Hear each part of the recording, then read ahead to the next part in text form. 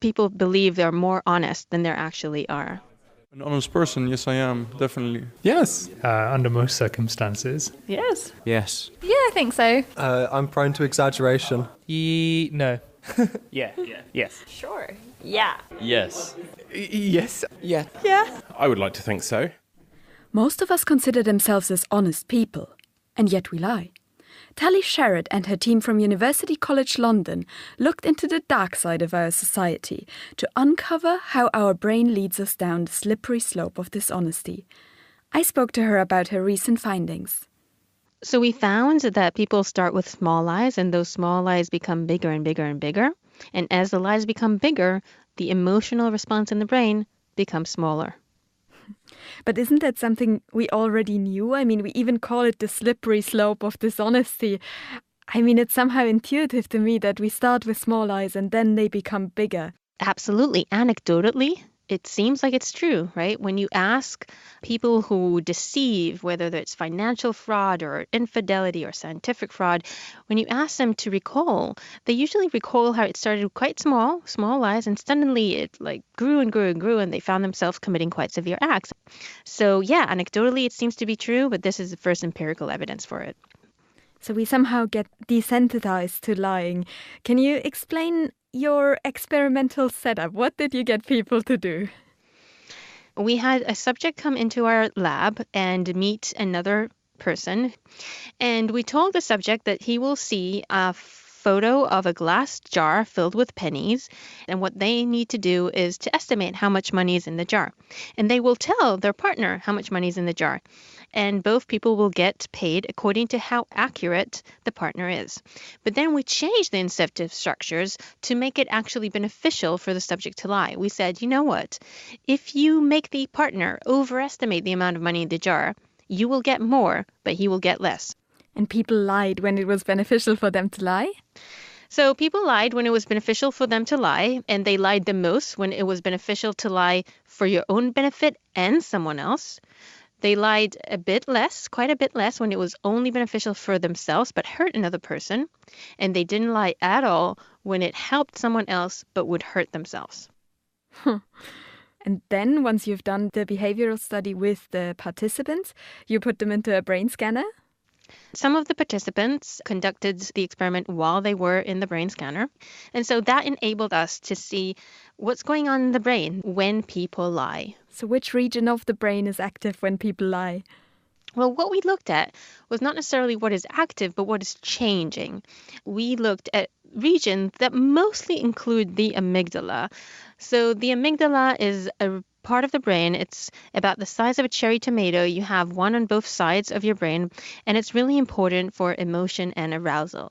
And we saw that when people lie more and more and more, the amygdala sensitivity to dishonesty goes down.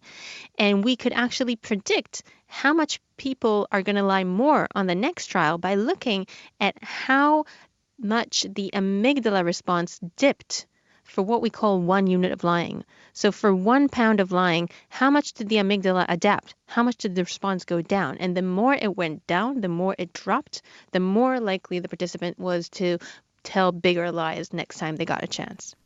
It looks like our brain adapts to lying in a similar way as we adapt to other things, like smell, for instance. We've all entered a smelly room and forgot about the bad smell a few minutes later. But if we can watch this adaptation process and predict whether someone is going to lie in the next round of the game, couldn't we use a similar brain scan to identify, say, an honest leader? I put this question to Tally.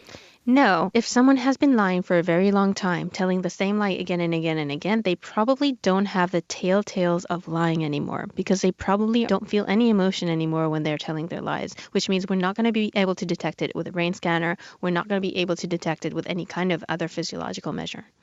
One interesting thought, which we don't know whether it's true or not, is whether people who adapt quicker to lying, are they the same people who are more likely to commit immoral acts? That could be a possibility. We don't know yet. Is there anything I can do to escape the slippery slope of dishonesty as an individual or on a policy level? Well, I think on a policy level, this suggests that if what we see in the lab actually carries over to the real world, to society, well, that suggests that we might want to nudge people away from small lies, because small lies and small dishonest acts can actually snowball to large ones. And it also suggests a way to do that, because if what carbs our dishonesty is emotion, and in the absence of emotion, we're more likely to lie, then you might want to try to arouse emotion in people when they think about lying. Tally told me about a study where a group of students were more likely to cheat in an exam when their emotions were suppressed with pharmaceuticals. So if you want people to be less likely to lie, make them feel bad about it. To do precisely that, I went back to the group of students I met at the beginning to ask them a slightly different question. Maybe they aren't so honest after all. Yes, I have lied before. Yes, just a few hours ago. Probably to my parents. No, sometimes. I can't tell you. Yeah. Yes, I have. Because we all lie, right? Yes, just now. Yeah, sure, I lie, but I'm not sure when the last, probably at the weekend. My parents are here. Yeah. Gosh, this is too difficult. Probably even today. Just a light exaggeration. Yeah, if it's helpful. Probably if it would upset someone. Yes, maybe a month ago. Yes, probably today. Does this count? Definitely. If I was running late for something, I might make up an excuse. Saying thank you when you're not actually thankful. Just now. What these people say definitely resonates with me. Small lies, mostly white lies, are part of our everyday life. I wanted to know from Telly if we are all in danger of falling down the slippery slope of dishonesty. No. So white lies are usually lies that you tell for the benefit of someone else or not to offend, right? Those kind of lies do not seem to escalate. You just do them and they stay at the same constant rate. Whew, I'm relieved. Finally, I wanted to know from Tally if she found another glimpse of hope for us all in her study. Yeah, there's a lot of positive aspects of humanity in our findings. First of all, the fact that you lie mostly when it helps you and someone else rather than when it just helps you, that's, a kind of positive aspects, I think. The other thing is people could lie much more than they did, but they didn't. That was Tally Sherritt speaking with me about her work published in Nature Neuroscience this week.